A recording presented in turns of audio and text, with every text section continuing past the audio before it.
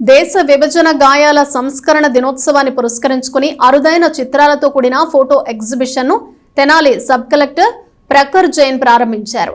2 రోజుల photo exhibition ను Tenali railway station లో సెంట్రల్ బ్యూరో ఆఫ్ కమ్యూనికేషన్ యొక్క గుంటూరు ఫీల్డ్ ఆఫీస్ ఏర్పాటు చేసింది. దేశ విభజన గాయాల సంస్మరణ దినోత్సవాన్ని పురస్కరించుకుని తెనాలి రైల్వే స్టేషన్లో ప్రత్యేకంగా ఏర్పాటు చేసిన చిత్ర ప్రదర్శనను సబ్ కలెక్టర్ ప్రఖర్ జైన్ బుధవారం ప్రారంభించారు. ఫోటో ఎగ్జిబిషన్ ప్రారంభించిన sub collector Prakhar Jain railway అధికారులతో కలిసి వాటిని తిలకించారు. ఈ సందర్భంగా ప్రఖర్ జైన్ మాట్లాడుతూ సుదీర్ఘ స్వాతంత్ర సమరంలో అద్భుతమైన స్ఫూర్తిదాయకమైన త్యాగాల మధ్య భారత ఉపఖండ విభజన బాధాకరమని అన్నారు.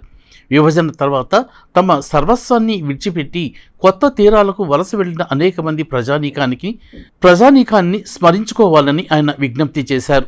తెనాలిలో విజ్ఞానదాయక భావోద్వేగ ఫోటో ఎగ్జిబిషన్ ఏర్పాటు చేసినందుకు central bureau of communication Guntur field ఆఫీసును ప్రఖర్ జైన్ అభినందించారు.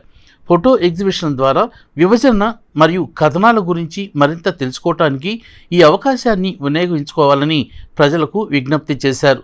CBC Guntur field office field publicity officer R Ramesh Chandra మాట్లాడుతూ మత ప్రాతిపదికన భారత ఉపఖండ విభజన నుంచి యువతరం పాఠాలు నేర్చుకోవటం ఎంతో అవసరమని అన్నారు. మత సామరస్యం, విభిన్న సంస్కృతులను గౌరవించడం, సహజీవనం భారతదేశ పురోగతిలో కీలకమని ఆయన అన్నారు. ప్రధాని నరేంద్ర మోదీ ఇచ్చిన స్పష్టమైన పిలుపు మేరకు 2047 నాటికి అభివృద్ధి చెందిన భారతదేశాన్ని సాధించాలంటే వసుదైన కుటుంబం యొక్క నీతి మరియు తత్వశాస్త్రాన్ని అనుసరించడం అవసరమని రమేష్ చంద్ర అన్నారు. Tenali railway station manager T Venkataramana మాట్లాడుతూ భారతదేశం స్వాతంత్రం వచ్చిన తర్వాత కూడా అన్ని మతాలు, కులాలకు సమాన అవకాశాలు కల్పించిందని గుర్తు చేశారు. 1947లో విభజన ప్రక్రియలో ప్రాణాలు కోల్పోయిన ప్రజలకు ఈ సభ నివాళులర్పించిందని తెలియజేశారు. వందలాది మంది రైలు ప్రయాణికులు ఎగ్జిబిషన్ను సందర్శించారు మరియు విభజన కాలంలోని చారిత్రాత్మక మరియు అరుదైన చిత్రాలను ఆసక్తిగా వీక్షించారు. సందర్శకులలో బీజేపీ నాయకులు పాటిబండ్ల రామకృష్ణ, బి కనకదుర్గ, టి శివశంకర్ తదితరులు మొదటి రోజు ఫోటో ఎగ్జిబిషన్ను సందర్శించారు.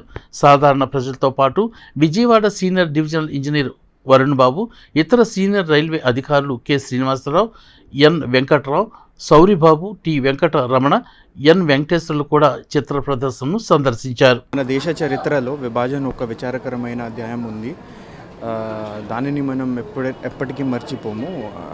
ఈరోజు ఇక్కడే ఒక ప్రదర్శన ఈ విషయం గురించి రైల్వేస్ తరపున తర్వాత సిబిసి తరపున వాళ్ళు పెట్టారు.